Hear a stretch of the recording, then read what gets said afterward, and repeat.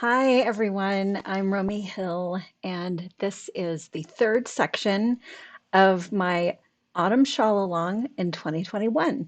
And this is Lace Week, so I love lace. If you've knit any of my other stuff, you'll know how much I love lace. So I'm really excited to get into this section. Um, so just to, as a little pointer to where we are right now. Um, we've just finished this mosaic section up here, and then we're about to embark upon the lace here. And it echoes the pattern of the mosaic, and it's also an 8 stitch repeat as opposed to the 16 stitch mosaic repeat. So it will line up. If you take a look, you'll be able to see on your own knitting when you start that because of the way the lace section starts out, it can look a little bit off right above this little point here, but when you block it out, it will line up perfectly. So don't be shy for those of you who are watching. If you want to say hi, just say hi. I'll be watching the chat, although it's just a little bit slower, so I might not, I might take a little while to respond to you because there's a delay. So I'm just going to share my hands with you and we're going to go over the next section. Okay, so we're on the third section here, and it's just got one chart because I know that some of you haven't done lace before. So I wanted just to sort of make this relaxed, a little relaxed intro to lace. So let's take a look at the chart here. Um, I know a lot of people like to use stitch markers, and I do too. So I use stitch markers right in the repeat area. And as you can see, we're working the repeat area 19 times at the bottom here. And then like the other charts, because this outside increases so much, I have split all the charts up. So I've been adding more repeats in. So you can see on this one, 2 repeats were possible to add in. So it starts out with 19 and then we go to 21 repeats up here. So let's talk a little bit about the shading in this chart. So there is no color work in this chart. The shading shows blocks of 5. So if you take a look at, you start from right and you move left, you will see as it goes across, there's a very light shading here, and that's just to help you count and figure out kind of where you are in the chart. So in the color work charts, I have not added the shading like this because I think it's kind of overkill. But in this one, just in the lace section, I have added the shading in. Okay, so when you establish a lace pattern, I think one of the most difficult things to do is just kind of do that first row of patterning. It's easy to get lost in there. So in this particular case, you're going to have markers probably, if you've used them, you're going to have them in already from the mosaic section. And I left the repeats the same as the mosaic section. There are just twice as many. So you should not have to move any markers when you start on this. So let's just take a look here. I cast on a few stitches to kind of just show you the first row. And I'm going to show you a couple of different ways to do an SSK again. I showed you that before, but I'm going to do it again just in case. And then we're going to just kind of take a look at the rest of the chart going up. Because one of the things about using markers in a lace chart is sometimes when you have a decrease right next to your repeat line, your markers are going to move. So the repeat line is only to make the chart easier to read. It's not actually for marker placement, although we like to use it as marker placement. So sometimes as you're going along, it will look like you have maybe messed up some of your counting and you haven't actually messed it up. So I'm just going to go over that a little bit and show you how to tell if you're in the right place or not. So this first part here, I'm going to do kind of what I did before, because since I don't have any markers in, I'm going to place them to make sure that, that I have the right number of stitches. So over here, I'm going to need 2 stitches on the right side and then another stitch here before I start into my repeat area. So I'm going to put a marker right here, 3 stitches in, and then I'm going to do 2, 4, 6, 8. So that is one of my repeats here.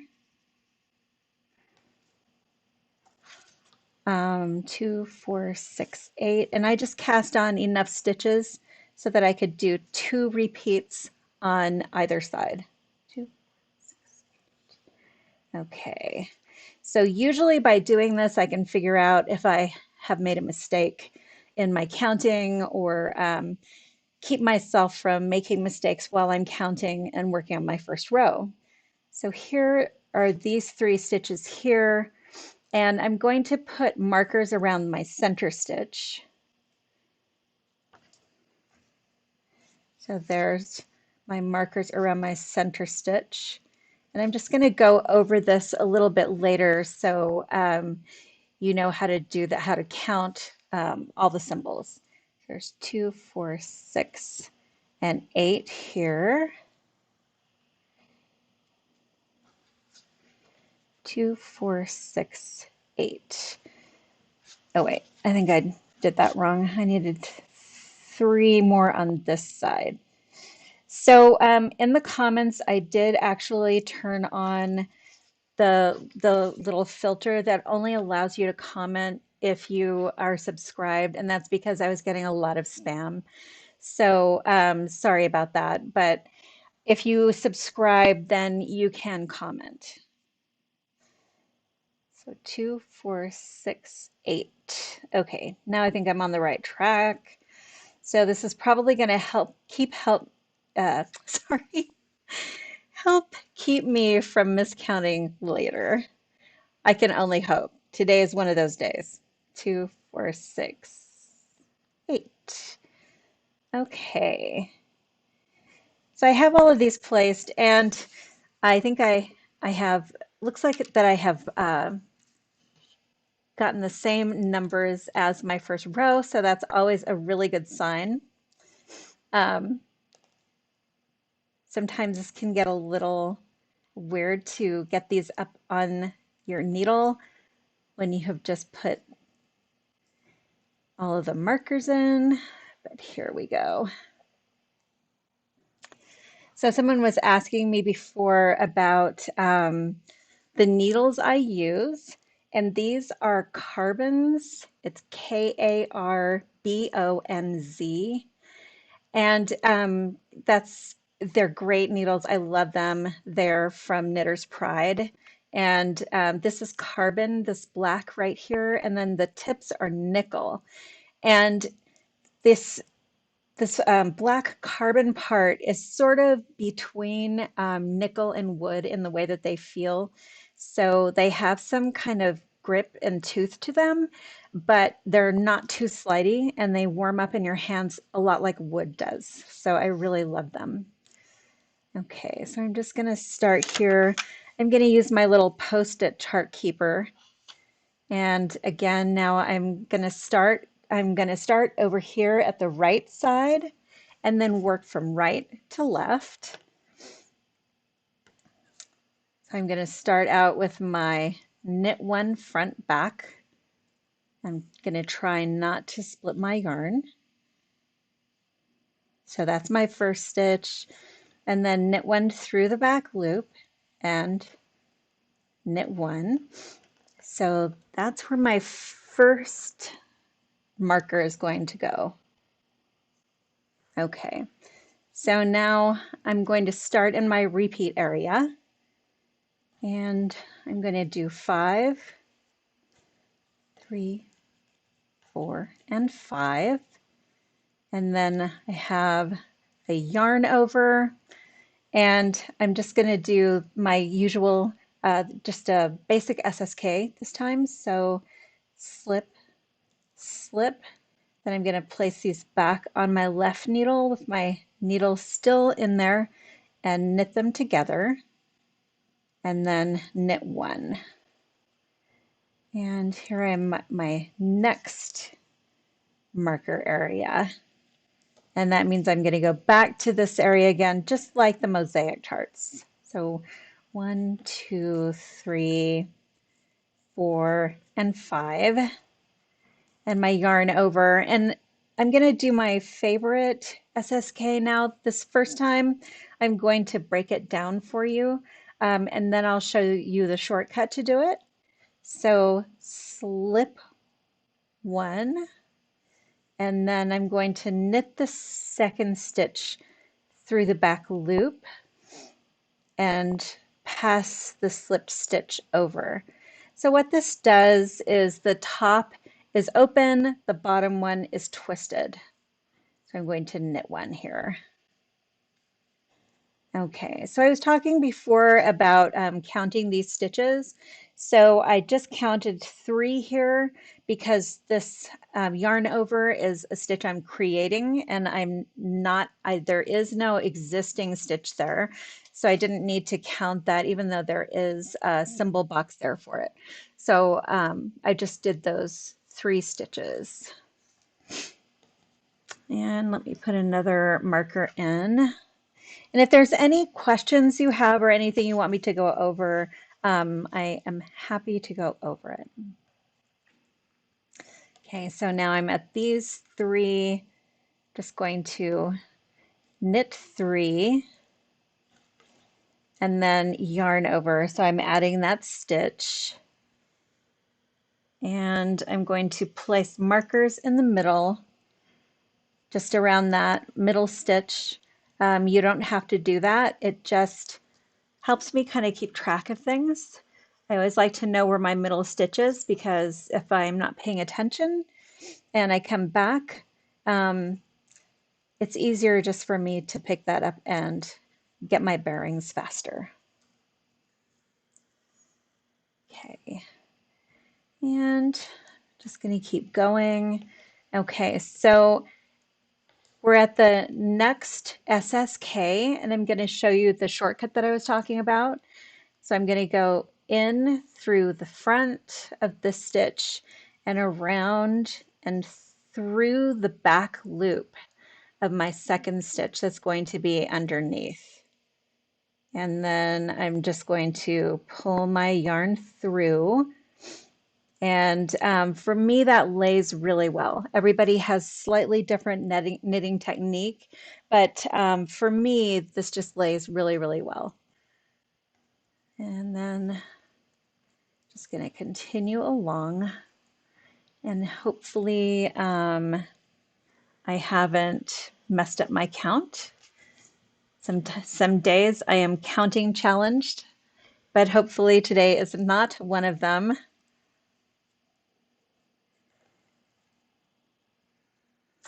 And here's I'll show you another SSK.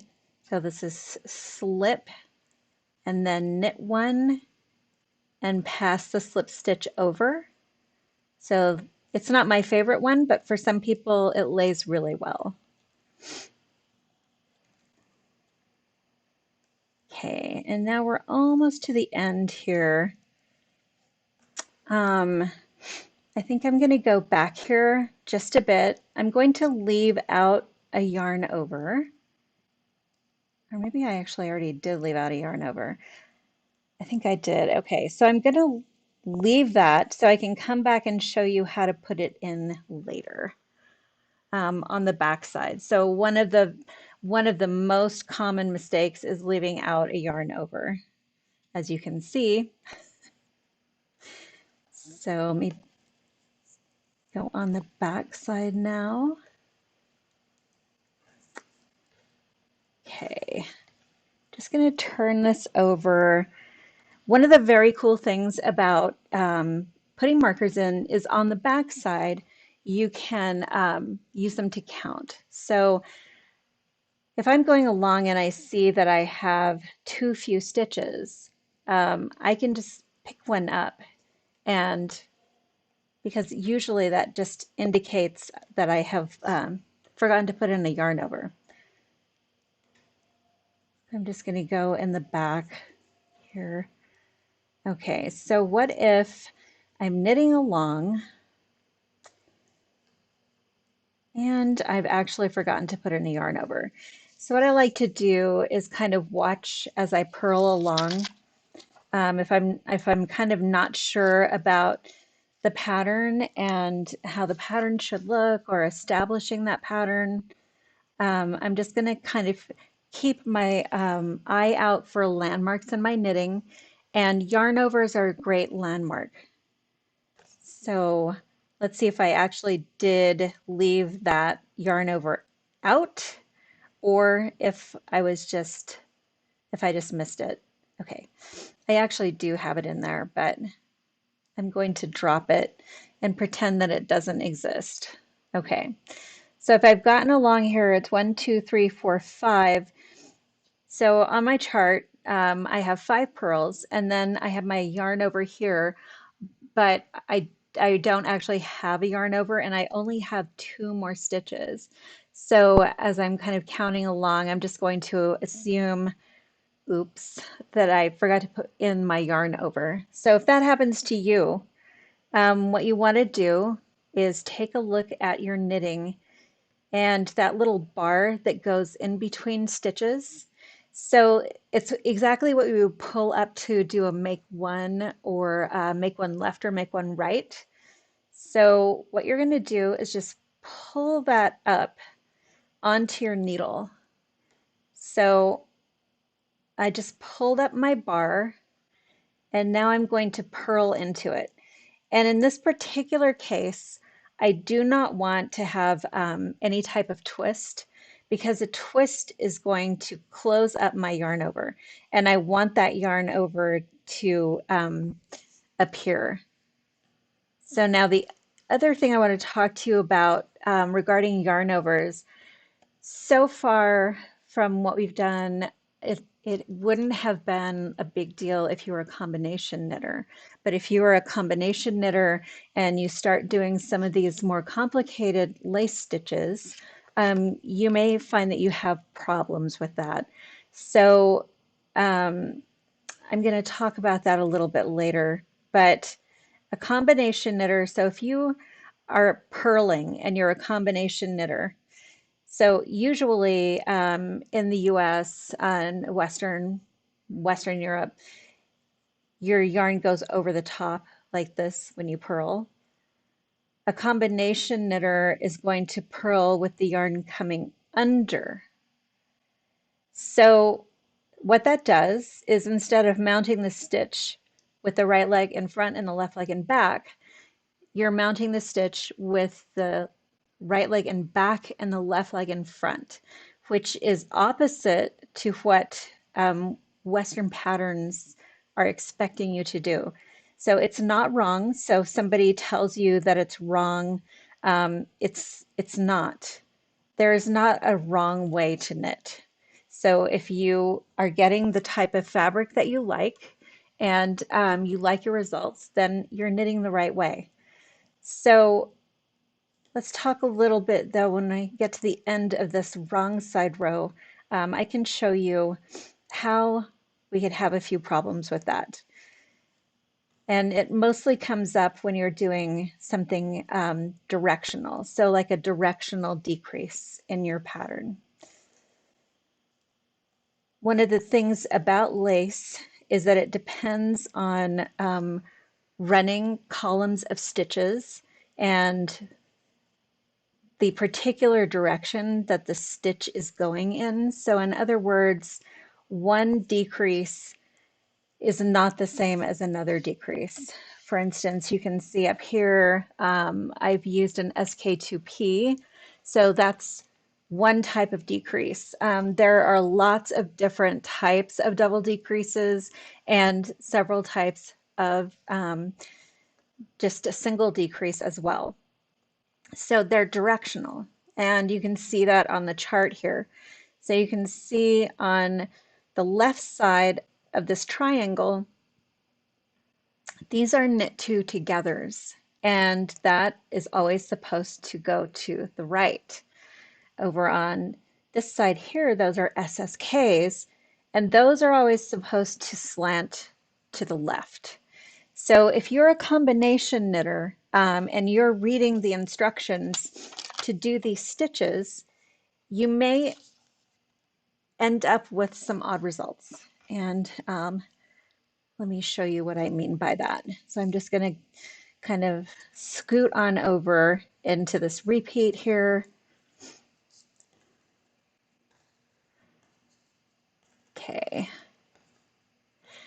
So first, let's think about the SSK. So I am going to reverse my stitches. So the right leg is in back and the left leg is in front.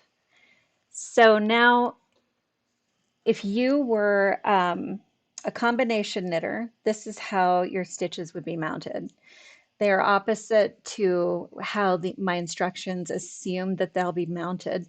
So if you were to slip these, slip as if to knit, slip as if to knit, it's a possibility that you could end up with a knit two together instead of an SSK.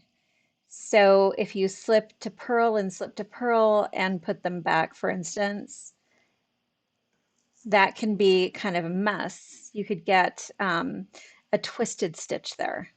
So that's a stitch to be kind of looking out for if you're a combo knitter.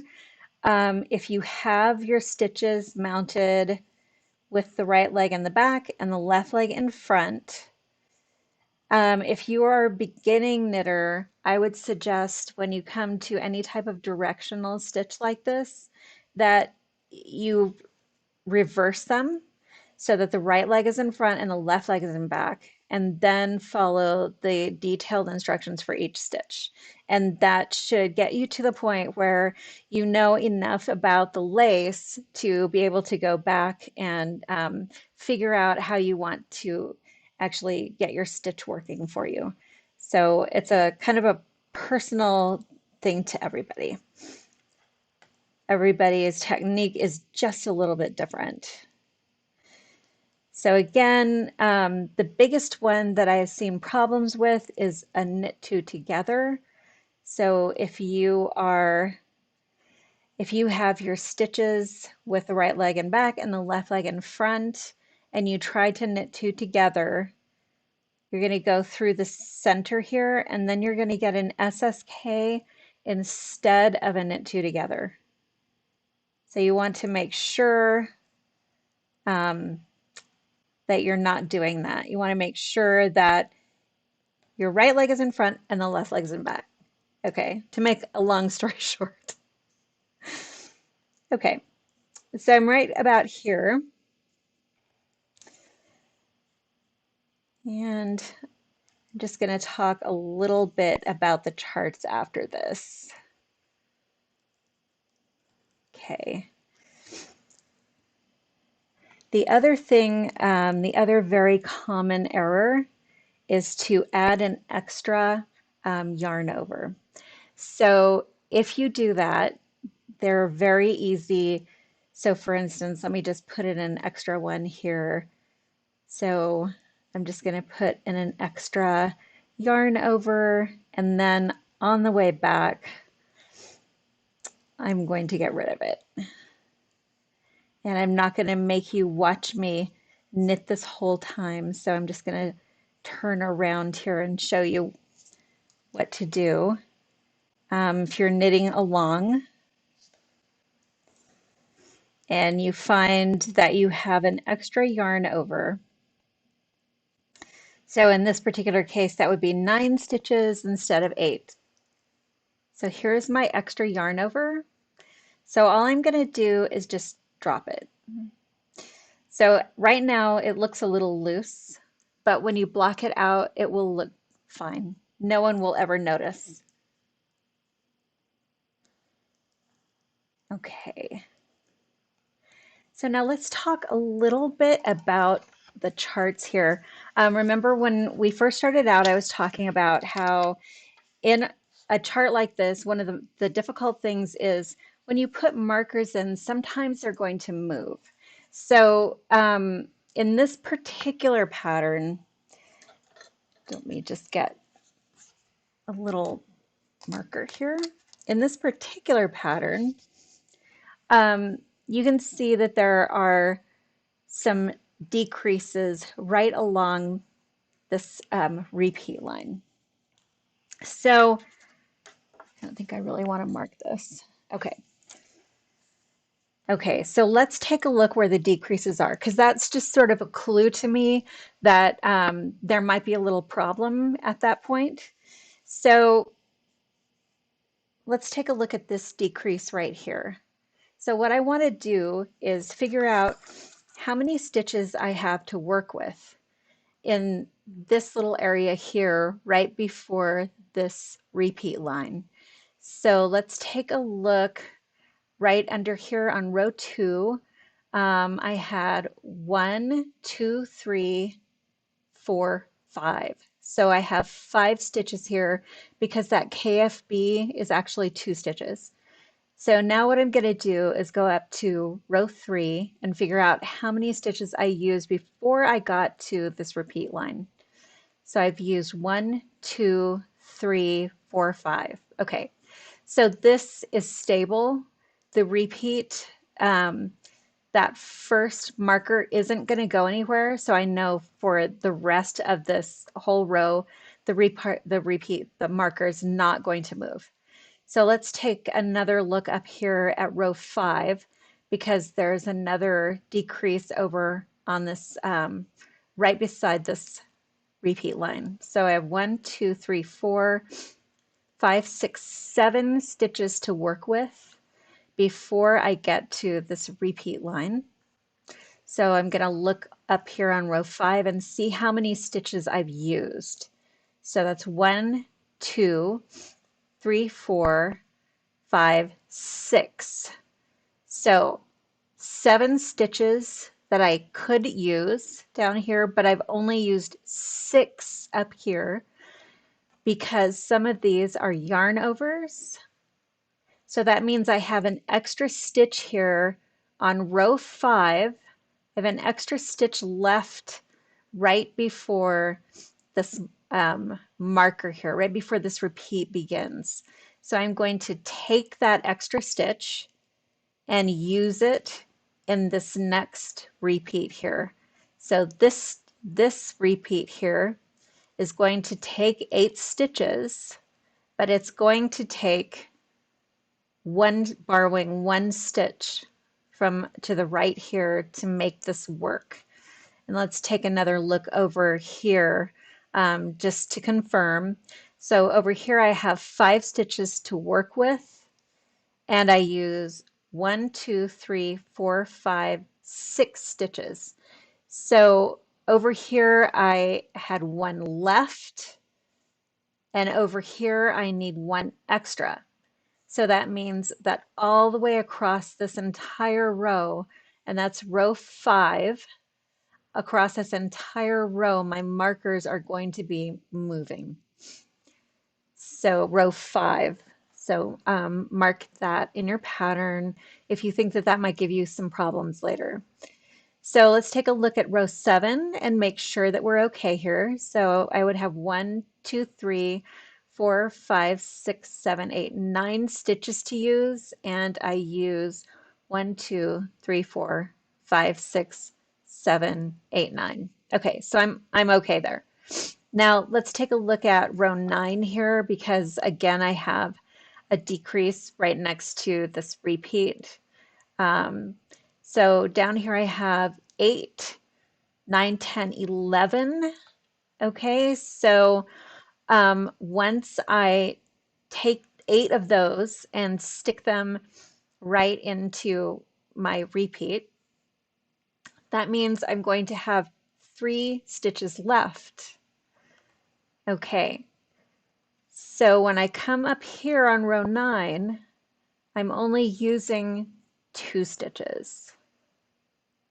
So that means that one of those stitches needs to scoot over into my repeat. So row 9 is another one where your markers are going to be changing. So I think that's it, but let's just make sure. So 1, 2, 3, 4, 5. There's going to be 5 stitches, and I use 5 stitches, and the rest of this is completely stable. So extra attention paid on rows 5 and rows 9. So one more thing about the chart that I wanted to talk to you about, and that is the very last row up here is a different color. So this is a setup row for the next section. There's a little tiny bit of lace here. That's another tiny bit of lace, and that is in color 1. So after you have done row 15, you're going to switch colors and you're just going to work color 1 across on row 16. And that's going to help you set up for the next chart. So what that does is give you, on the next lace chart, you're going to be using loops from this row, the row 16, and it makes a nicer transition. So heads up on that. That last row is a different color. Okay, so there's not a heck of a lot more in here to talk about. Maybe just a little bit here. You can see on this first row, along here, you can see that there are 2 different um, uh, directional stitch columns going here, but it only starts out with an SSK. So that's just because there's only one yarn over here. So that keeps it even. But because of that SSK and that single yarn over at the bottom, before you block it, it can look a little tiny bit off from your mosaic stitch. So this will be, once it's blocked, it will be centered right over. If you take a look on your shawl, that little peak of your mosaic pattern, it will be centered right above that once it's blocked. Okay, so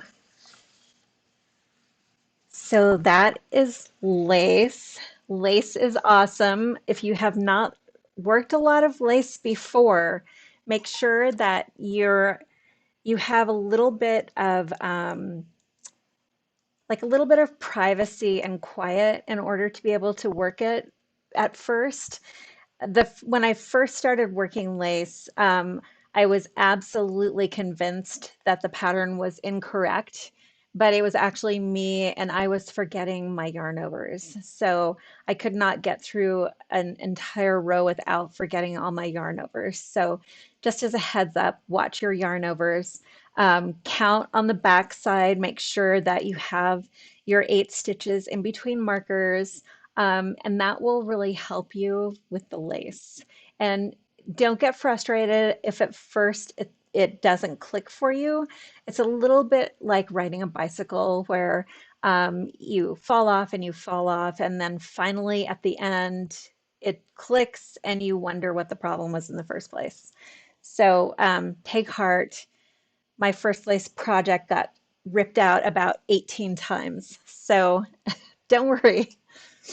Okay, so since we're getting kind of towards the, we're at the halfway point, we're going to be working towards the end, and some people have been asking me about how much yarn is used.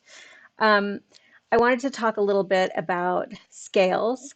I love yarn scales. Anything can become a yarn scale, so it doesn't have to be specifically for yarn. I think this one was for archery. It's just a little tiny, called a Smart Way, and super handy. So what I do to make sure that I'm not running out of yarn is I'll just weigh whatever yarn I have left. So I weigh my ball and then I work a couple of rows of my shawl and see how much it takes for those 2 rows. And then I can figure out how much yarn I have left for the rest of my shawl. And it's very, very super handy. And I have about 3 or 4 of them lying around my house. So I love them a lot. Okay, so that is about what I have to share with you today. And I have not noticed questions. So if you have any questions or anything, and I didn't go over something that you were really wishing that I had gone over, just email me, or if you're on Ravelry, you can go to my Ravelry group and ask, and I'll take a look and make sure that I answer your questions. So again, you just grab this down. Okay, so we're doing this lace, zigzag lace here. That is what it should look like. Um, and you can see that it's centered right above the little peaks and valleys in your mosaic. So that's how that should line up. So if you're watching this, this is November 3rd, and if you're watching this, you are cordially invited this Saturday, November 6th. I'll have another little Zoom get together, and I love to see your colors. I just love watching all the different color variations and how everything is looking. So if you can join me, that would be fantastic. And the link to register is in your intro. So that one is for November 6th, 2021. Hopefully you can join me. And thanks for joining me today. So hope to see you next week, and I hope to see your progress. Um, I love to see it. So lots of pictures, post them. I lurk a lot, so I'll see it if you post it. So thanks again and take care. Happy knitting, everybody. Bye bye.